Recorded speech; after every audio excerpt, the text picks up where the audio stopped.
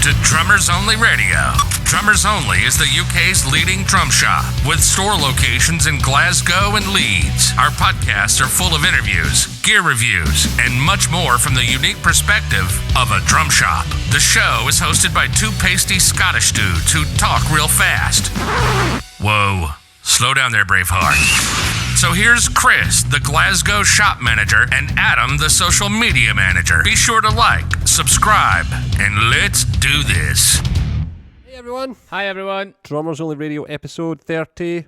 31. Yep. Yeah, so this week we're going to talk about the differences a hoop will make to your snare drum. We compared two identical snare drums, triple flange, die cast. Which is better? You're going to find out. Is there a better? I don't know. We also spoke a little bit about electronic kits, our experience of growing up, and because we're now both old men, and how kids have it better. And I had a big Jimmy Chamberlin love in. Yeah, you did. No apologies. No apologies necessary. I mean, he's a phenomenal player, so he of course deserves all the love. Yep, so sit back guys, thanks for checking us out, relax, enjoy. Bye bye. Hi. Hey man. What do you think of our new intro? It's interesting, isn't it? Banter train. So that was a guy in the US who kindly did that for us. Thank you, Mr. Keith. His name is Keith. Okay, hi Keith. Hi, Keith. Yeah, you know, as this continues to evolve, we've just been talking about this. As this continues to evolve, we felt like we needed to introduce it to give it the gravity that it deserves. Thank you. Oh, look at that. Beautiful. Segue, you know what I'm saying? Yeah, I get you. So yeah, we're just trying some new stuff. There's two snare drums in front of us. That's a thing we'll get to. We're going to try something different with this. So for those of you with the video, you already know that there's two snare drums sitting in front of us. But for audio purposes, we have two snare drums sitting in front of us. They're both Yamaha Stage Custom 14 by 6.5 snare drums. But there is a twist that we will get to. Yes, not right now. We won't explain how they're different, but we will. We'll get to that. We'll get to that. It's been happening for you, man.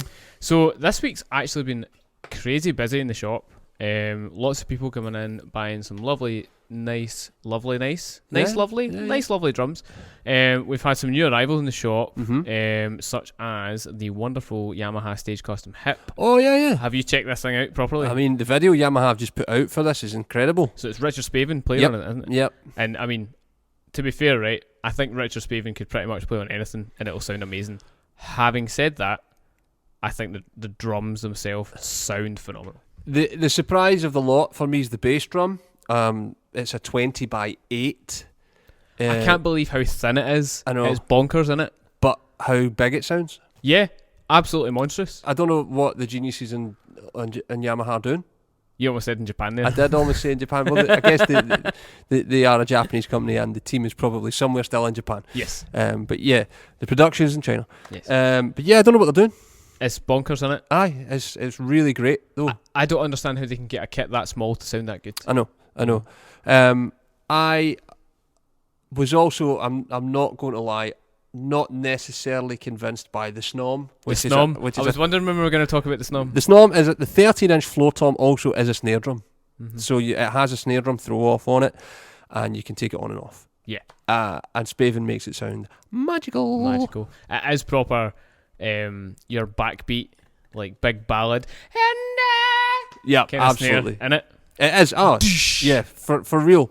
And what I like about the video that Yamaha did for it is that he is clever enough and articulate enough to realise that give it a week and that'll be part of your kit. Oh yeah, that without idea. question. You know, it's like, is it gimmicky? Nah, not really. That's the kind of way he takes it. You know, like it could feel kind of gimmicky. Give me a week. That's gonna be part of my setup for real. Here's a question. Off the back of that, when people are saying they're going to add the Snom to their setup, have you ever, in your gigging career, have you done the two snare drum thing? Where you've taken out two snare drums, one tuned differently? Yes. Have you? Yes, I have. How did you get on with that? Good.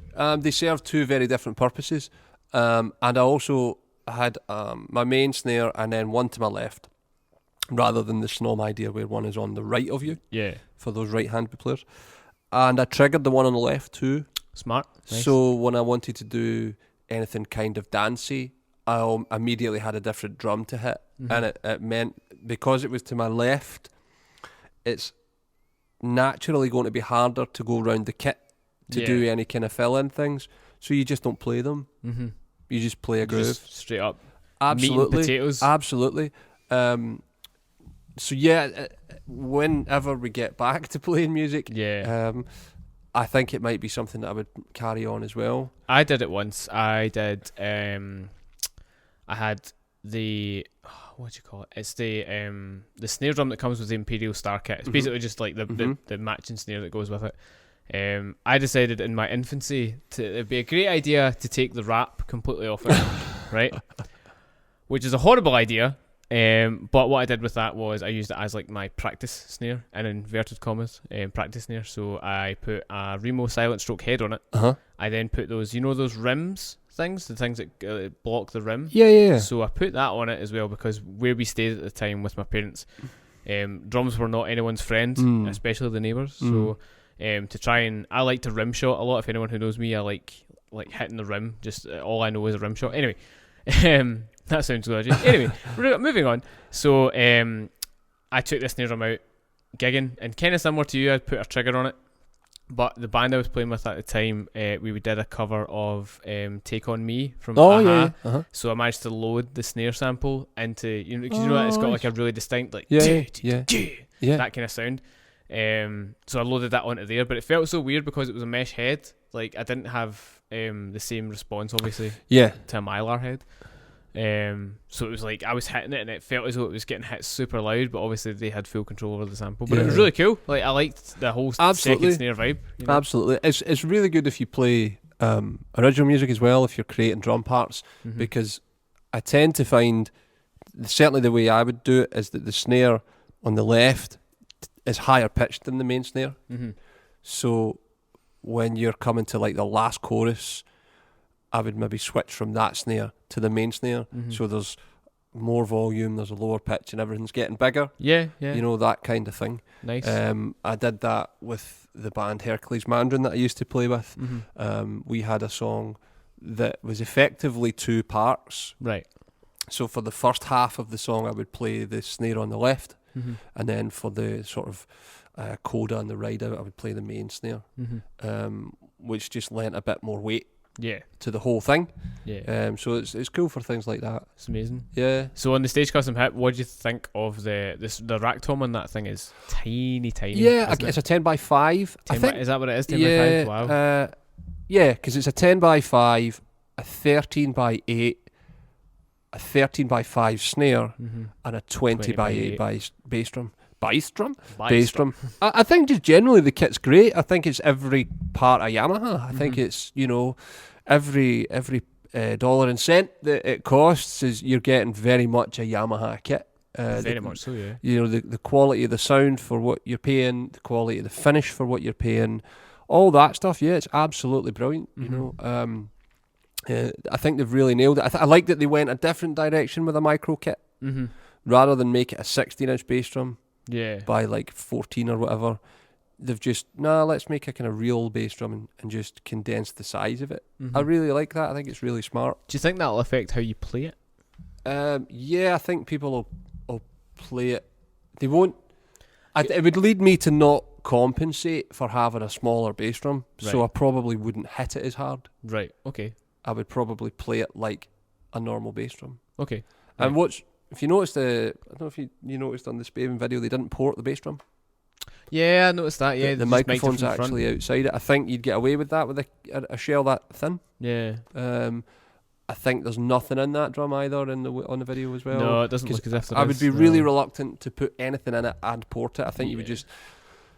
There's not enough tone for you to lose tone.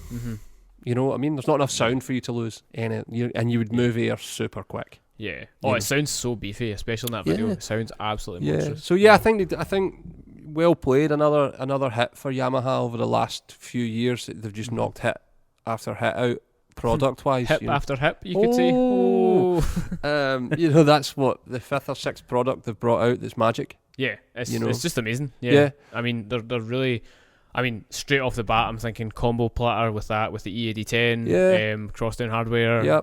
Just like that, you've got like a really robust small kit. Absolutely, I think it's recent years I've seen a major return to form with Yamaha. Mm-hmm. You know, they're not dining out on Yamaha of old, of like old recording customs and things like that. They've even revamped that, you know. So everything they've made in the last few years has been tip top, and this is no exception. Absolutely not. I think this will really change, especially when we can, of course, get back out playing again. I think this will really change how people think about smaller kits, firstly, but also think about their entire setup. Mm-hmm. You know, like, do I actually need all these microphones? Yeah. ED10. Yeah, and also in terms of practice kits, I think it's a really legitimate practice kit as well. Oh, for sure, yeah. Because it affords one an acoustic kit in a small space that looks every part of an acoustic kit as well, you know, like, because you don't really compromise on heights.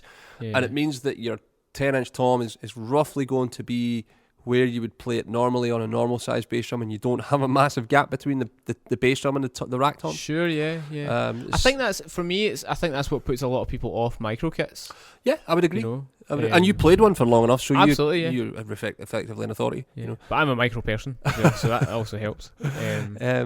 So yeah, I think it's great. You know, I think it's great. Perfect little one up, one down, compact. You know, the one thing I wasn't sure about, in all honesty, is that the 10's drilled. The shell is drilled. It's not a yes mount like they do on their sort of.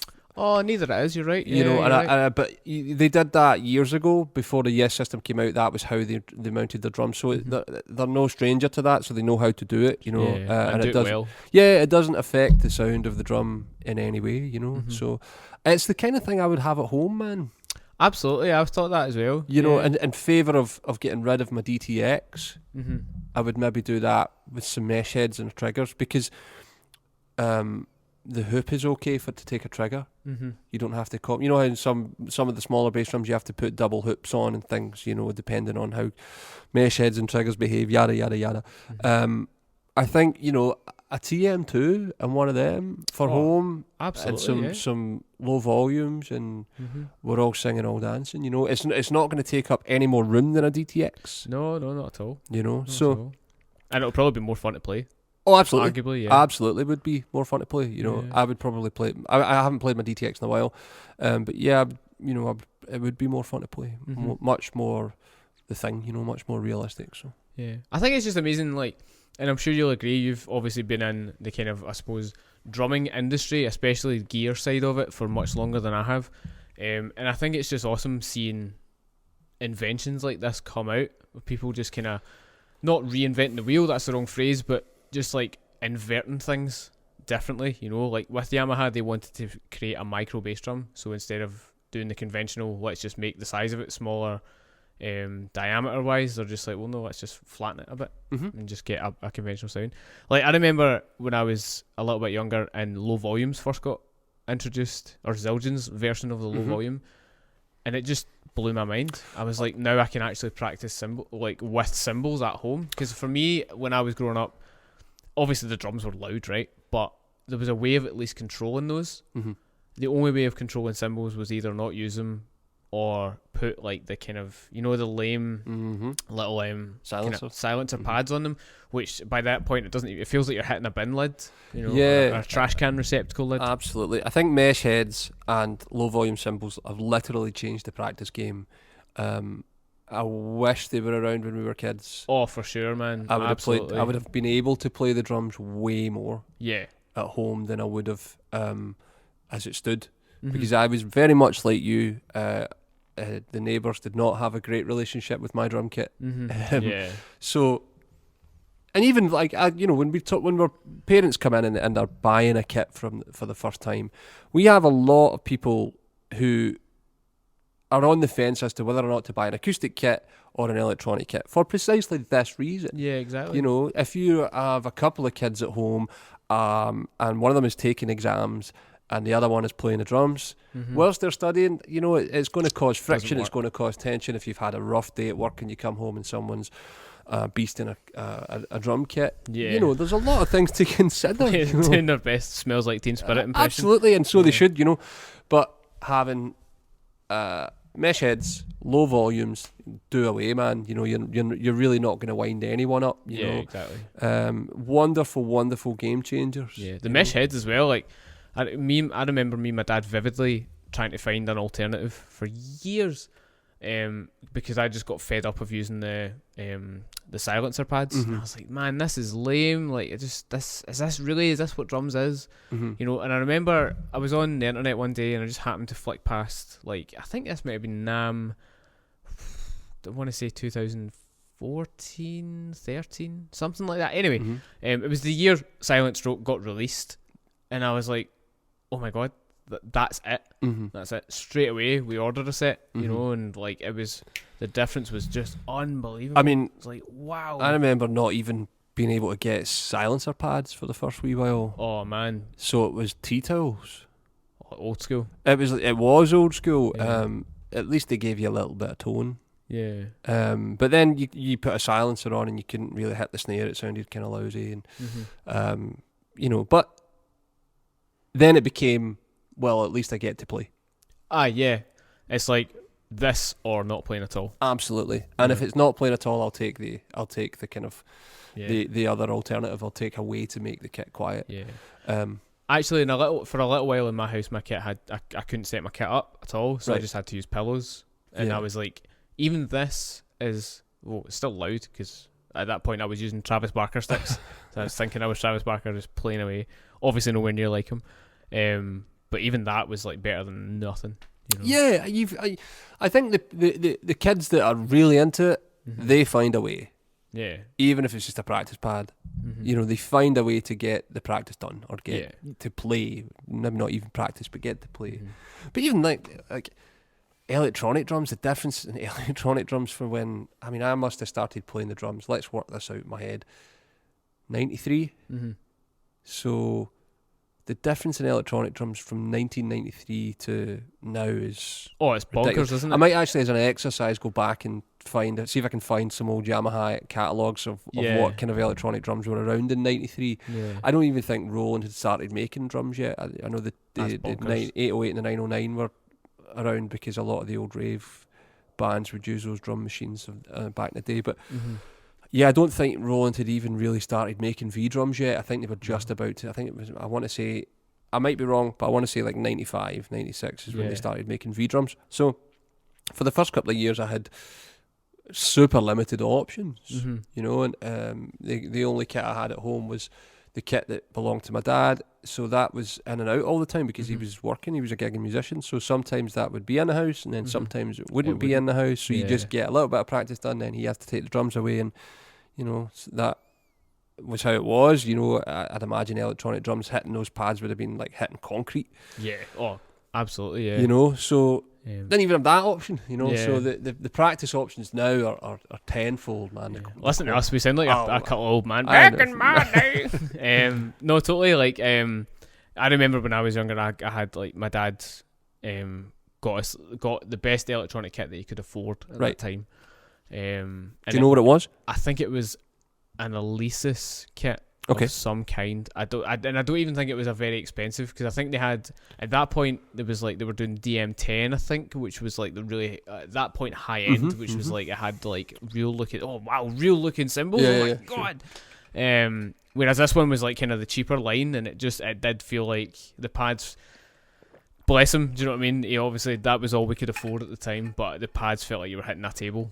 You know, and it ended up being really loud. It was louder than the acoustic kit, as it turned out, because my dad thought this will be a great silent option, and of course my mum going crazy. Turn that down! You know, like it sounds like I'm hitting a table, and I'm like, I'm not. And of course, kits like that as well weren't built very well, so like obviously you're tearing through it as well. And you know me, Chris, I'm not exactly a soft hitter. Nope. Like. So, I mean, imagine that, but on like hitting a table, like it was just kind of clean. Yeah, man, you'd have got about 10 minutes out of that before it would have just driven everybody mental. If that. You know. So it's very, very different game now. So kids, if you're listening, you don't know how lucky you've got it.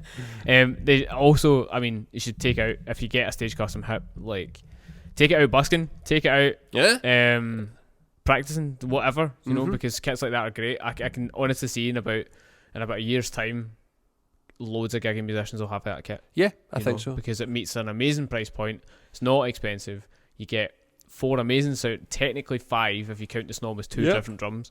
Drums for the money. It's phenomenal. It's absolutely phenomenal. Can't fault it. And I mean, the finishes look beautiful. Matt Green's my favourite. The Matt Green one just looks like the Recording Customs baby. Like it's amazing. But just not lacquered in the same way. So just it's cool. It's tidy. Yeah. You know. I can see for those of you who know of any of the Leeds shop staff, I can see Bryn getting one of those kits. Absolutely. Because he has a Surf Green Recording Customs. Yeah. So absolutely. Yeah, for sure. Just even as a wee practice number, like I said, and then give it a week and his Snom would be on his setup. Oh, absolutely. Like I'm not even giving him a week. I just like as soon as he gets it. Bryn, do a Snom video. Please do a Snom video, Bryn. If you're watching, I really hope you are. He better be. I know. We should get Bryn on the podcast. We should get Bryn on the podcast. For those of you who listened to the last episode, we had Gordon. And that was fun. I really enjoyed having Gordon. Absolutely. I don't think Jordan. Who's Jordan? Jordan's Gordon's brother.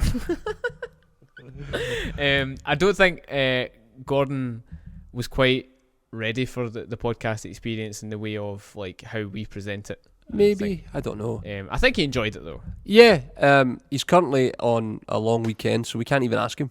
Yeah, he'll be back. That should be cut to a new segment of Ask Gordon.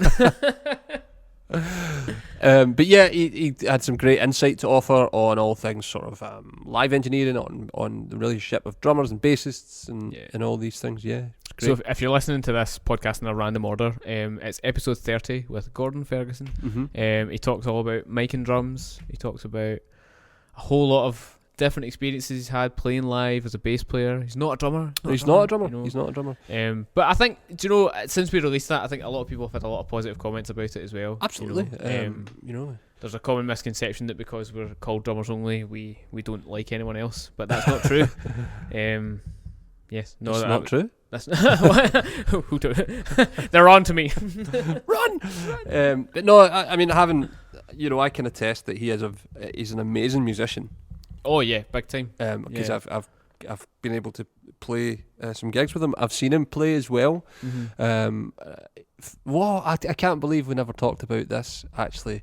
But he did play for a Nashville tribute band. That's right. Called Glassville. Oh yeah. And he was the bass player in that, and he was just great. You know, just on it. Every gig, man. I saw him play a couple of times, and he was just super on it all the time. Yeah. Do you know? In all the time I've known Gordon, I've never actually seen him playing an instrument at all. He's very talented, man. Yeah. Very talented. I still that night I turned up to do a dep, and he was playing keyboards. I had no idea until I sat there. All right, hello. And he was just like, "Yeah, what keys it in?" Yeah, just like amazing ears. Yeah, super talented guy. So yeah, if you haven't listened to it, guys, and you're on this one, go back and check it out. Yeah, you know, give Gordon some love. He deserves it. And if you have listened to it already, go and listen to it again. You might gain something new from it. Give Gordon some love. Yeah.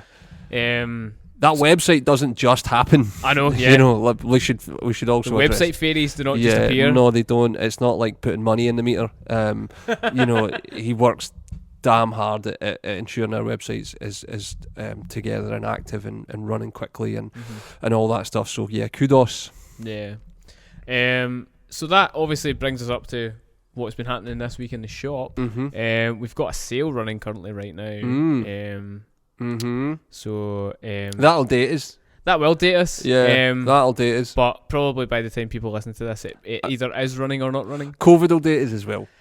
To be fair, yeah. Yeah, COVID will date us as well. Did you like my theming for the sale? I did. It was very, very good. So if you don't know, I themed it around Karate Kid or Cobra Kai, as I've been binge watching. The Sweep the Leg sale. Amazing. It's phenomenal. Aye. So in front of us, we talked about this at the top of this episode. We have 2 Yamaha Stage Custom Snail stairs. You nailed that. Do you want to do that again?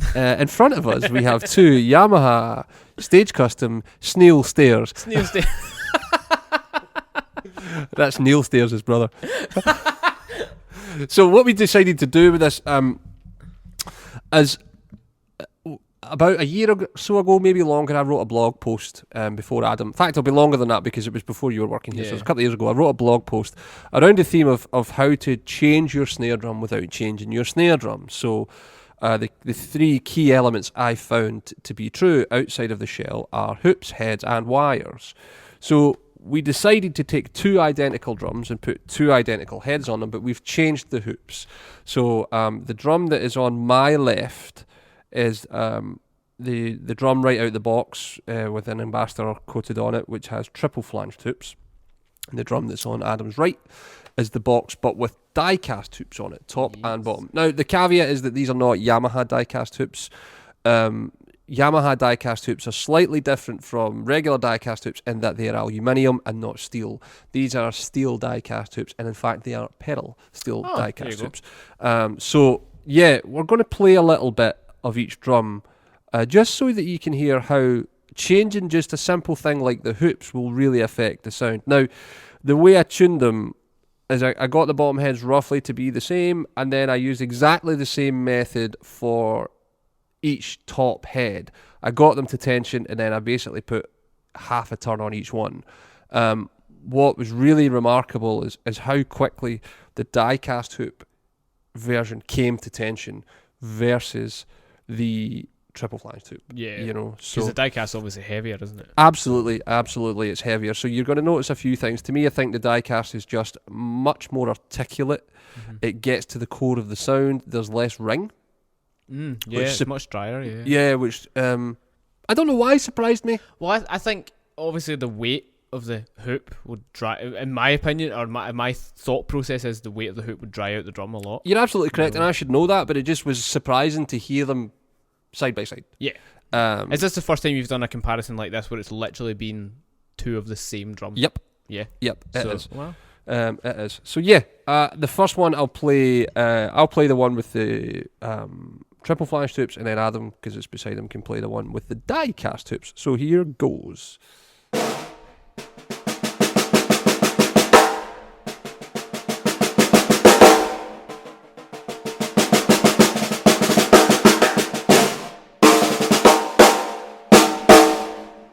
Beautiful. It sounds great. Yeah, it does, man. That's obviously the drum. Throws off on that. It does sound great. And the only difference between this and out the box is it's an American head. Yeah. As opposed to a Far Eastern head. But they're effectively both single ply heads. Yeah. So now I'm going to play the stage custom snare with the die-cast hoops.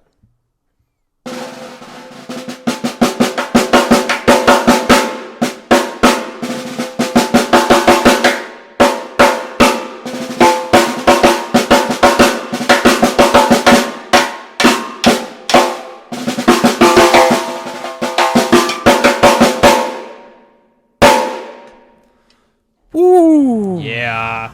I mean, I like that a lot. It's just instantly a pro drum. Mm-hmm.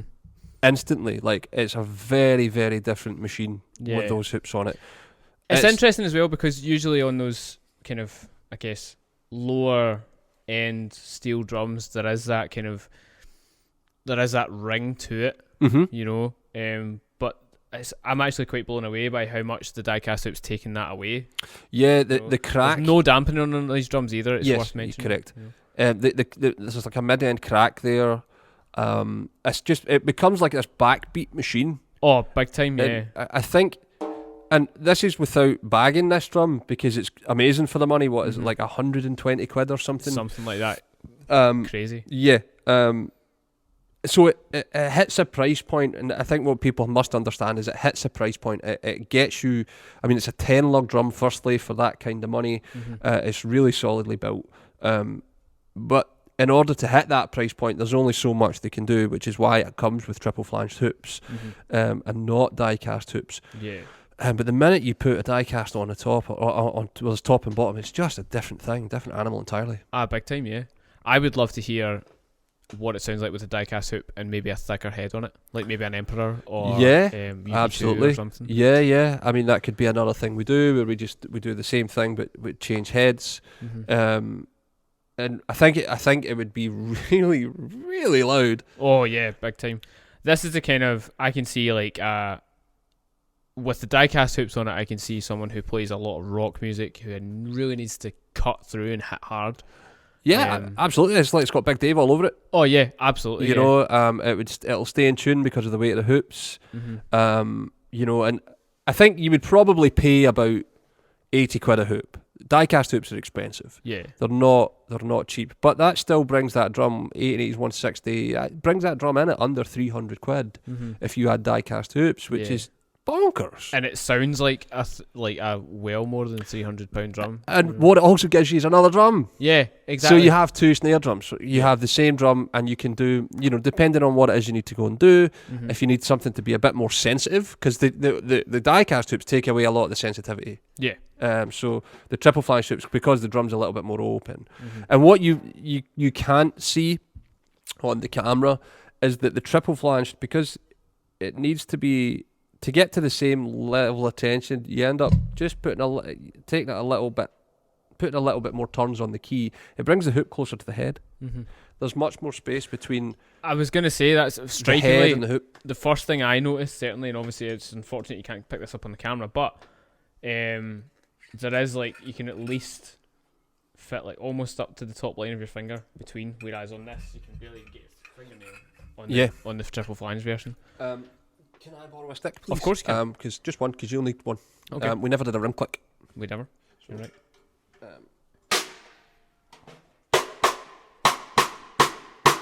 So that's the triple flange hoop versus.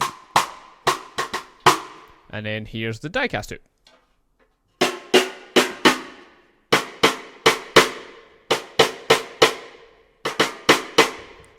I'm rim clicking with my opposite hand there. It felt weird. Can you do it the other way? Uh-huh. So, yeah. Yeah. Just crazy. The Bonkers difference in loud. volume. Yeah. So if you've got to play those kind of, you've got to play a ballad or something, you've just got a little bit more power behind your rim click as well. So, massive advocate of doing things like that. If you're on a really tight budget and you're bored with your snare drum sound, throw some new hoops on it, man. Yeah. Tama do some great options.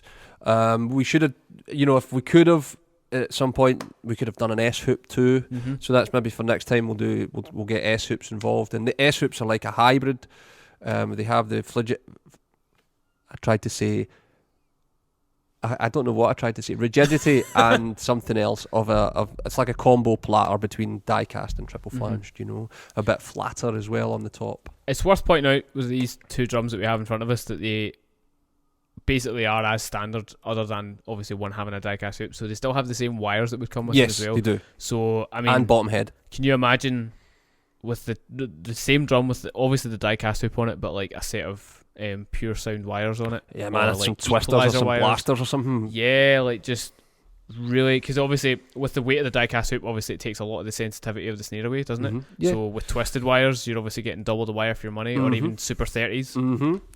Get a lot of that. You still get that power and that rim shot, but then you'd also kind of regain some of that sensitivity. Yeah, with thicker wires amazing. and more wires. So yeah, if you are, and don't forget you can get die-cast hoops with 8 lugs. So if you've got an old Arcolite that you want to spruce up or do something a little different with, or even if you have, Pero's modern utility drums come with 8 lugs on them. So if you wanted to up the game on one of them, absolutely. This isn't limited to just this Yamaha Stage Custom snare. No. If you've got a kind of relatively mid to low end snare drum, I could pretty much guarantee that changing the hoop will make it remarkably different. Absolutely. I mean, if you want to get the sensitivity and the power, just put a die-cast on the top, just leave the bottom. Yeah. And then mix and match your hoops. There's no reason you can't do that. No way, aye. Absolutely. I think sometimes we fall really, really victim to just being subscribed. Like we buy a drum off the shelf, and because it's presented to us in a certain way, that's kind of what we stick with. We don't explore. I tend to think about this kind of almost like effects pedals in a way. It's a way of changing the sound of the core instrument. Without any sort of wizardry, really. You've just changed a bit of metal. I find it really fascinating. It would be fascinating to do a blind. So I guess in a way, people listening to this are getting a blind sound test if they aren't watching it. And obviously, if we hadn't told them which snare was which, it'd be interesting to see, so what's different about these two drums? Because I guarantee 90% of people would think that they're two completely different drums. I would. Hands up, course. I would easily think they were two different drums. I may even think that the die-cast hoop one is brass because of the volume. Oh, yeah. I could, yeah, definitely. Because I do like that you lose a little bit of the ring. I think it takes it just, no need for gels, no need for, you don't really need to temper it anymore because the hoop's doing the job. The hoop's doing that for you. Absolutely. It's kind of made me almost reconsider what hoops I've got in my snare drums currently.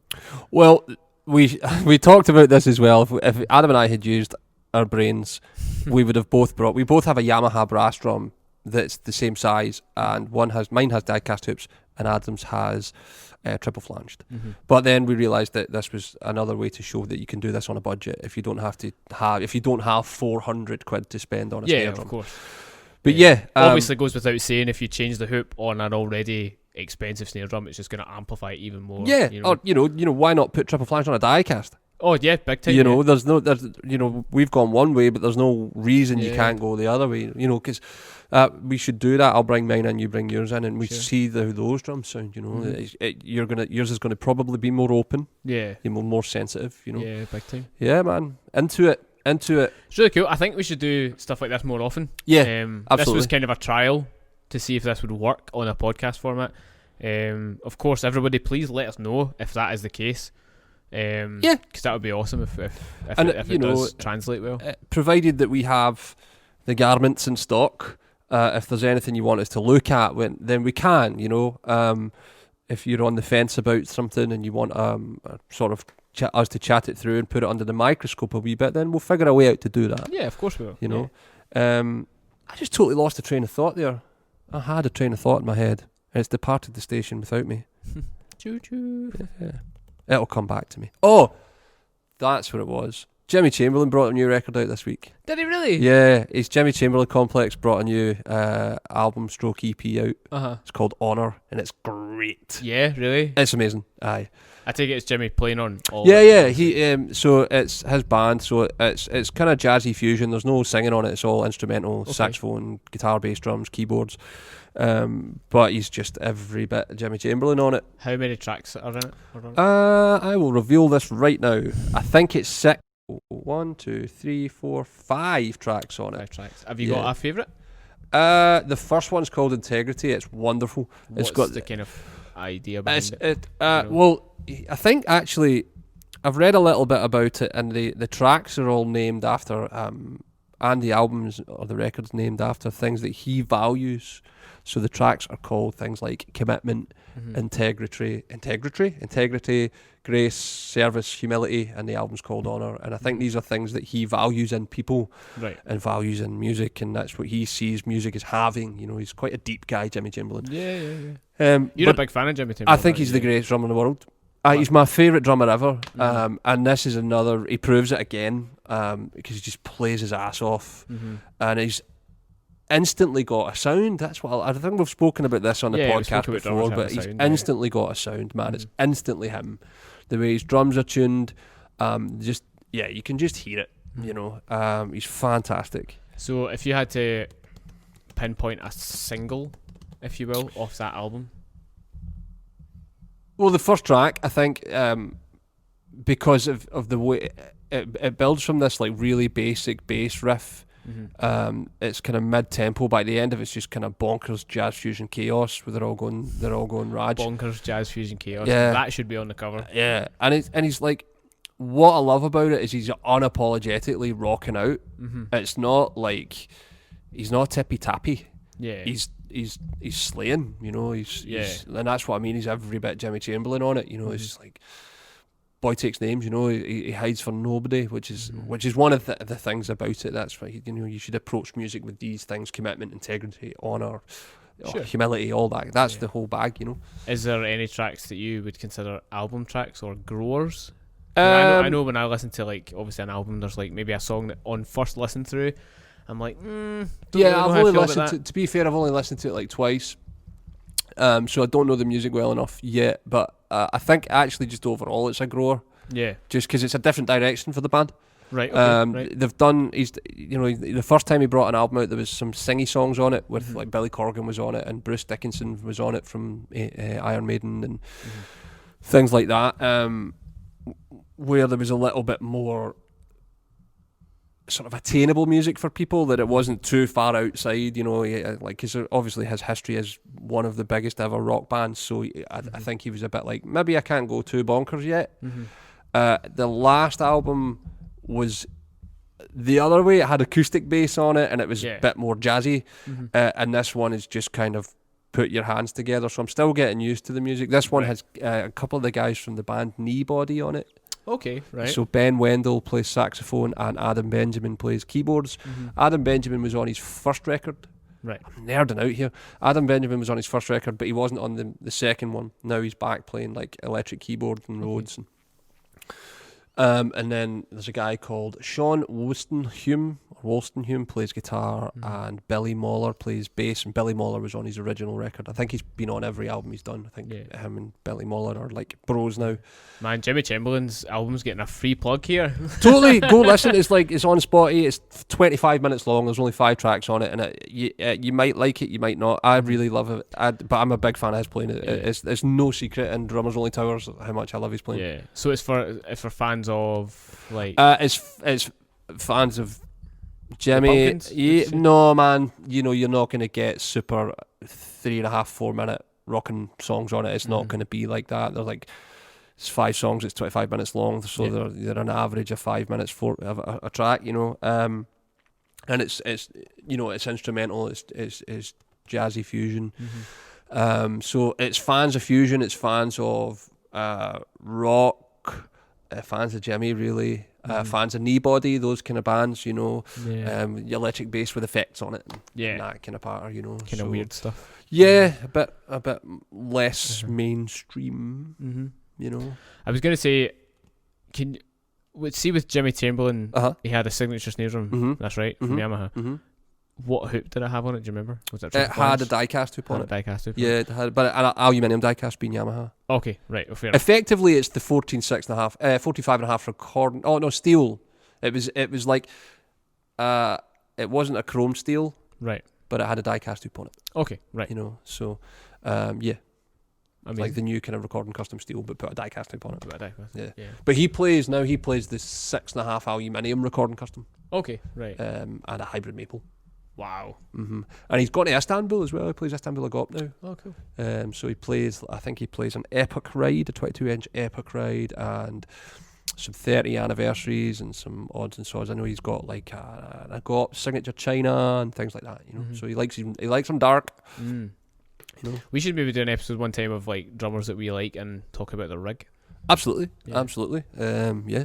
I mean, obviously that could be quite difficult because I know a lot of drummers like to change the rig quite often. So, but yeah, I mean, Jimmy's gone through. He played Yamaha and Sabian for years, and when he was in the Pumpkins at first, before they dismissed him for a wee while, and then when he came back, he was playing DW and Zildjian. Then, or did he go to Sakai and Zildjian, then DW, and then back to Yamaha? Right. And now his left Zildjian and gone to Istanbul. Yeah. So, yeah, he's gone through a few brands in his time. You know, It's interesting that he's using or his signature snare had a die-cast hoop on a steel shell. Yeah. Kind of like what we've done now. Yeah, absolutely. I'd be curious to know what everyone else uses hoop-wise on their snare drum. Are even people that aware of it? Because, see, to be honest, I wasn't really that aware of the difference it would make until literally right now. You know, because it's something I never mess about with. I don't know if I'm in that small minority of drummers who are have never nerded out over hoops and things like that. But even just sitting here playing it, you can hear the difference. You know. Oh, of course you can. But it's like, in 14 years of being here, I've never AB'd them. Yeah, I've never taken two of the same drum and put different hoops on them, which is weird, but there you go. A new die-cast hoops did one thing and triple flange did another, but it becomes really obvious when you stick them side by side beside each other, you know. Absolutely. People need to let us know if they've messed about with that before, and if so, what drums they've messed about with. Yeah, for sure. I mean, my Sonar has the super profile hoops, they call it, and they're rounded over the top. So, are they almost like a kind of hybrid between the two? Yeah, they're quite sturdy, but they're rounded over. But if you notice, triple flange, they're rounded backwards. Yeah. So that is the third flange of the triple flanged. Did you know that? Yeah. Because I for ages was like, what's the difference between single flanged, double flanged, and triple flanged? So a single flanged hoop would just have where the tension rod goes in.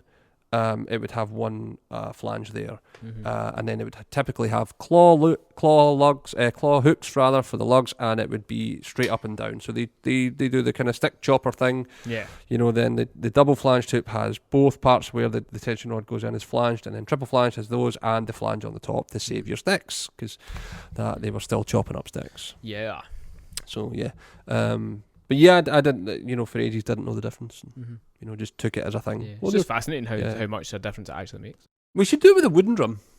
Yeah, we should mess about with a wooden drum. See if that makes a difference. Yeah, see what that sounds like, Yeah.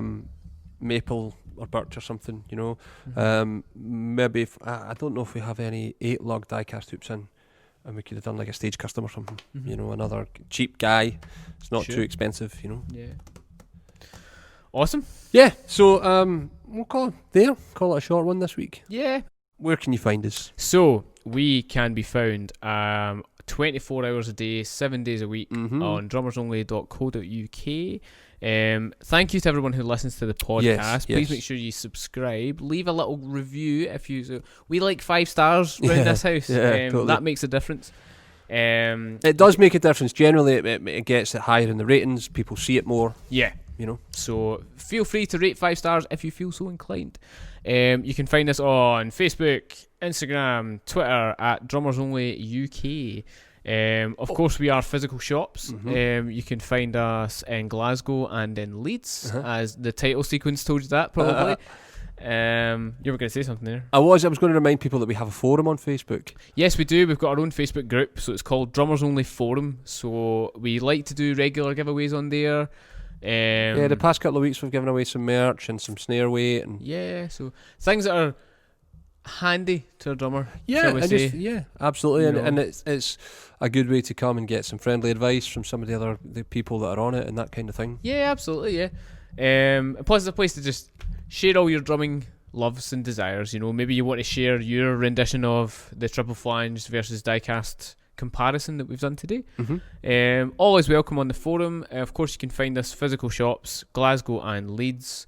Come and see us, come and try these drums out, come and try out the cymbals that you've been lusting after for many months.